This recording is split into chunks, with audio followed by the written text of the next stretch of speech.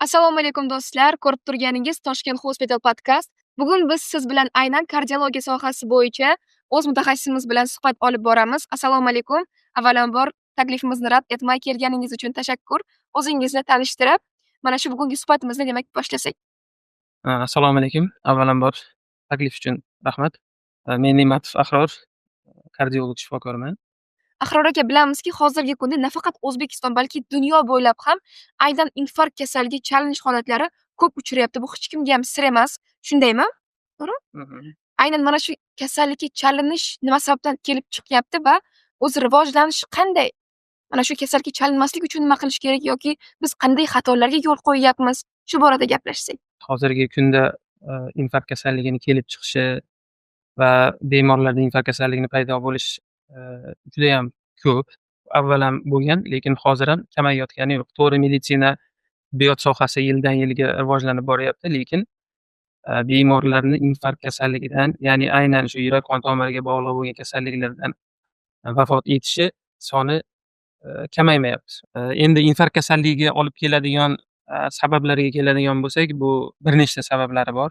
Bulardan shu eng asosiylari nasliy moyillik, keyingilari kam harakatlik, noto'g'ri ovqatlanish, kerakli mutaxassisga vaqtida uchrashmaslik. Keling, aynan tomoshabinlarimizga yanada tushunarliroq bo'lish uchun o'zi aslida infarkt nimaligiga yana bir to'xtalib o'tsak. Yurak muskullarini qon bilan ta'minlanishida bir nechta qon tomirlar qatnashadi, ishtirok etadi. Mana shu qon tomirlarda yillar davomida xolesterin qonda baland bo'lganligi sababli yillar davomida aterosklerotik bilyashkalar deymiz.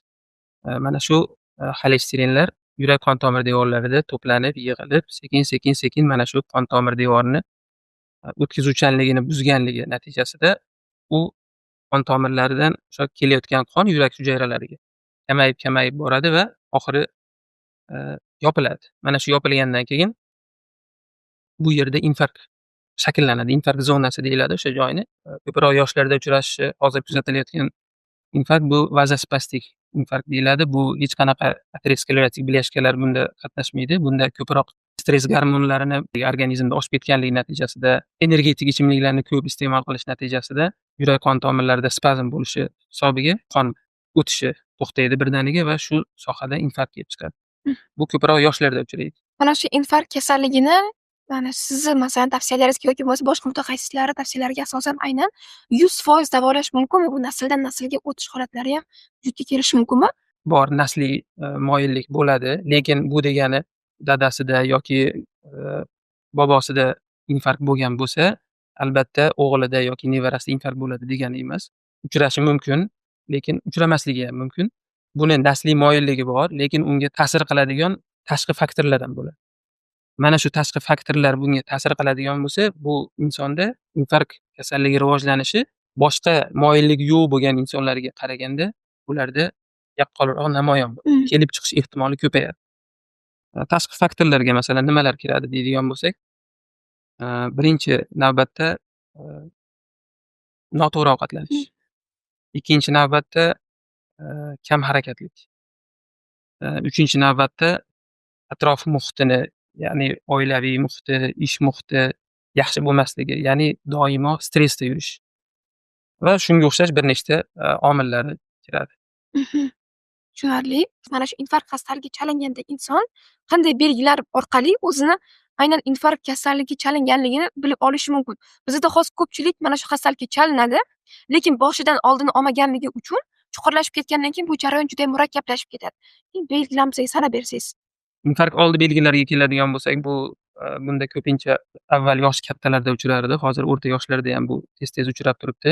Birinchi boshlanish belgilari o'sha havo yetishmasligi, ozgina jismoniy harakatda yoki zinadan ozroq yurgan paytda mana shu tush suyagi ortida qanaqadir bosilganlik hissi, havo yetishmasligi, qanaqadir bir diskomfort sezish.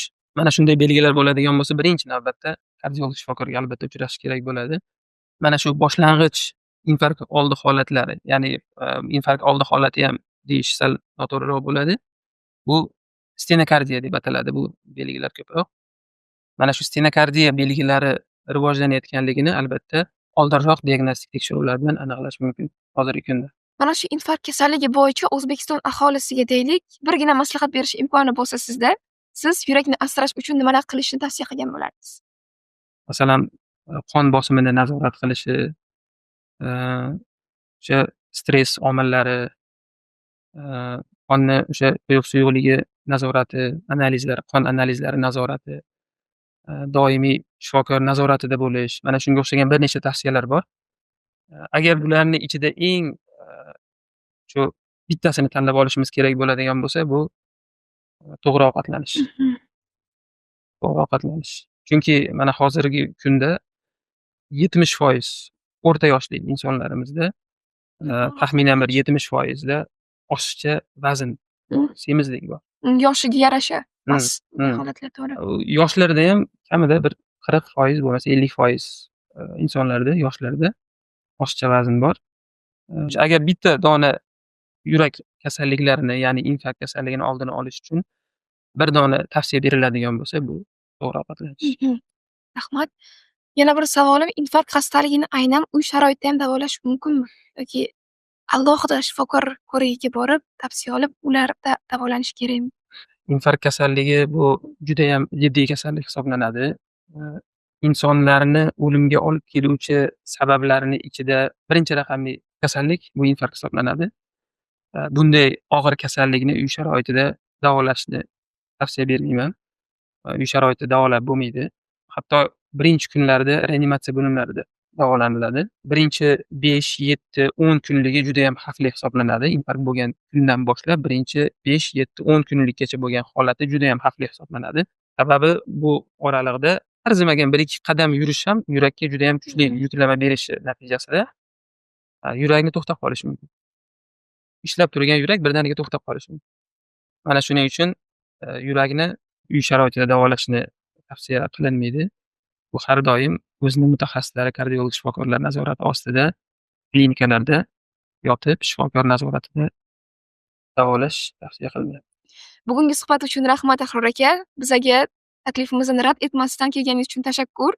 Do'stlar, agar sizda ham yurak qon tomirlari bilan bog'liq xastaliklar bezovta qilayotgan bo'lsa, Toshkent Hospitalga murojaat qiling.